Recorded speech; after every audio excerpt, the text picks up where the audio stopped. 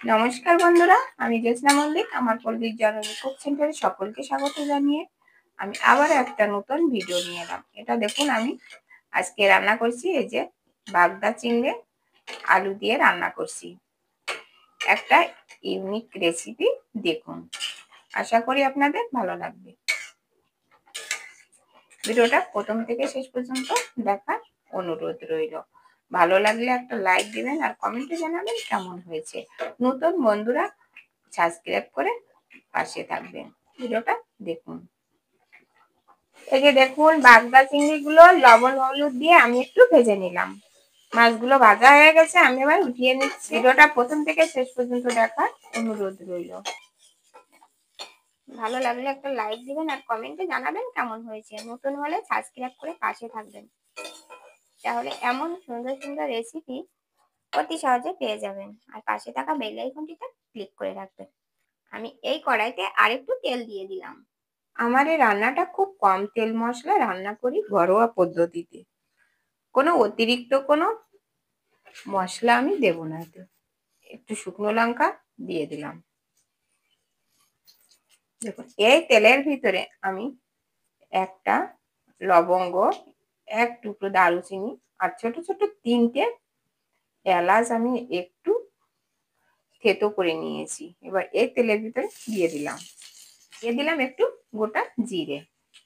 এবার দিয়ে দেব দুটো তেজপাতা, দিয়ে এবার একটু নাড়াচাড়া করে আঁচটা কমিয়ে রাখবো, তা না হলে পুড়ে যাবে।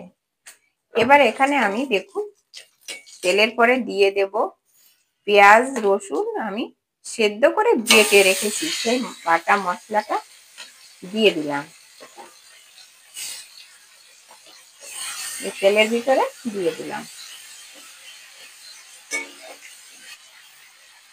এবার দিয়ে দেব আদা দিয়ে জিরে দিয়ে বেটে রেখেছি, সেই বাটা মশলাটা দিয়ে দিলাম। নাড়াচাড়া করে একটু ভালোভাবে কষিয়ে নেব। আমি সাধারণত খাবারের গুণাবলী দিয়ে থাকি, কিন্তু আজকে এই বাগদা চিংড়ির কোনো গুণাবলী আমি দিচ্ছি না, যেহেতু আমি গতদিন একটা গলদা চিংড়ির রেসিপি দিয়েছিলাম, ওখানে গলদা চিংড়ির গুণাবলী বলেছিলাম। চিংড়ি একই তো, সব গুণাবলী একই হবে, এই জন্য আর বললাম না। আজকে শুধুমাত্র রান্নার প্রসেসটা একটু দেখাচ্ছি। এবার আমি এই মশলার ভিতরে দিয়ে দেব পরিমাণ মতো লবণ আর হলুদ। এই যে দিয়ে দিলাম একটু লবণ আর একটু হলুদ। আমার মশলা থেকে তেলটা ছেড়ে দিচ্ছে, এই পর্যায়ে আমি দিয়ে দেব আলু। দেখুন, নতুন আলু সেদ্ধ করে রেখেছিলাম আমি, সেটা আমি দিয়ে দিলাম। আলু আর পেঁয়াজ একসাথে সেদ্ধ করছিলাম, সেই আলুগুলো এখন দিয়ে দিলাম। জানি সবাই রান্না করতে পারেন আপনারা, কিন্তু আমি এই যে প্রসেসে রান্না করছি, এভাবে একবার হলেও একটু রান্না করে খেয়ে দেখবেন।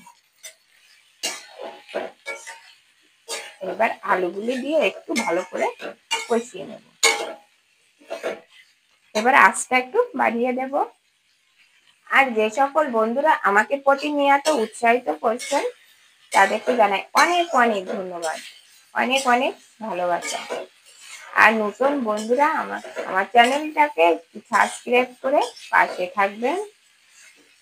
এই যে দেখুন, আলু থেকেও তেল ছেড়ে দিচ্ছে, এই পর্যায়ে আমি আলুতে আমি এইবার দিয়ে দেবো লবণ। আগে লবণ দিলে কি হয়, জল বের হয়, একটু ভাজাটা একটু কম থেকে যায়। এইবার দিয়ে দিলাম স্বাদ মতো লবণ। আগে একটু লবণ দেওয়া আছে, এই জন্য আর দেব না। দিয়ে দিলাম হলুদের গুঁড়ো পরিমাণ মতো। দিয়ে দিলাম 1 চামচ লঙ্কা গুঁড়ো, শুকনো লঙ্কার গুঁড়ো দিয়ে দিলাম। এবার আরেকটু নাড়াচাড়া করে ভেজে নেব।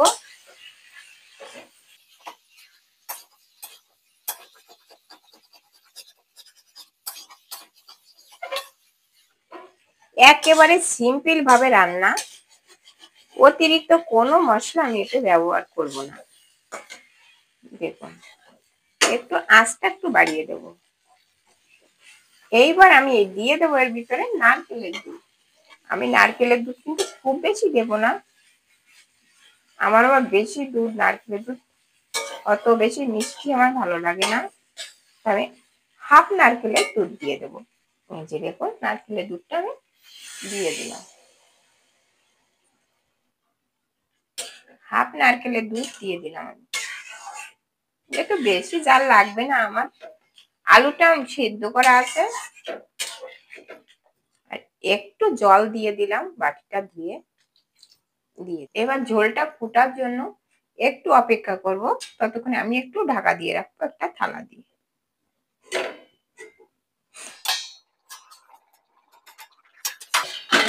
যে দেখুন ঝোলটা ফুটছে, এবার এর ভিতরে আমি চিংড়িটা দিয়ে দেবো। যে বাগদা চিংড়ি আমি ভেজে রেখেছি, এটা দিয়ে দিলাম।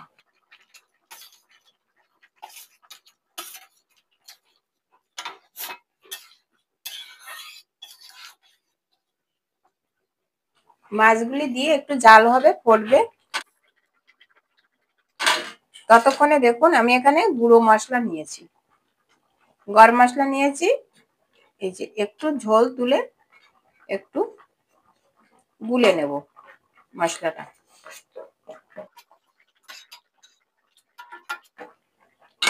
একটু জাল হবে মাছ দিয়ে। এবার একটু আঁচটা কমিয়ে আমি আবার একটু থালা দিয়ে ঢেকে রাখবো।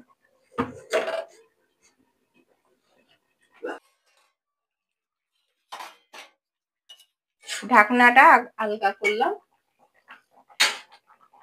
একটু মিষ্টি দিলাম, চিনি দিয়ে দিলাম। চিনি আপনারা এতে দিলেও হয়, না দিলেও হয়। আপনারা দিতে চাইলে দেবেন, না চাইলে দেওয়ার দরকার নেই। চিনিটা দিলে কি হয়, খেতে একটু মিষ্টি মিষ্টি লাগবে। এবারে পাতা দুটি আমি তুলে ফেলে দেব।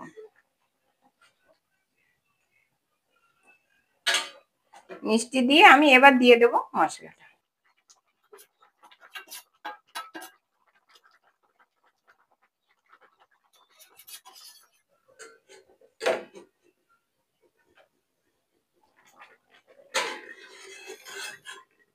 এবার দেখুন আলগা করলাম, কেমন হয়েছে। আমার রান্নাটা হয়ে গেছে, এবার গ্যাসটা বন্ধ করব। এই যে দেখুন আমার নামানো হয়ে গেছে, কি সুন্দর হয়েছে দেখতে, খেতেও বেশ দুর্দান্ত হবে। আশা করি ভিডিওটা ভালো লেগেছে। ভালো লাগলে একটা লাইক দেবেন আর কমেন্টে জানাবেন কেমন হয়েছে। আজ এ পর্যন্ত, দেখা হবে অন্য কোনো ভিডিওতে। নমস্কার বন্ধুরা।